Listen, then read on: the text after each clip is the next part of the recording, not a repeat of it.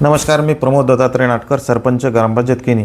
आज नॅशनल हायवेला आम्ही जवळपास 4-5 वर्ष झाले आहे त्यांना पत्रव्यवहार करत आहोत। बरेचदा मी त्यांना फोनसुद्धा केलेला आहे की आमच्या गावातल्या ज्या काही तुम्ही सर्व्हिस रोडला लागलेल्या नाल्या सोडलेल्या आहे त्या बनवलेल्या नाही, त्याच्यामुळे आज गावातले पाणी तुंबलेलं आहे पूर्ण।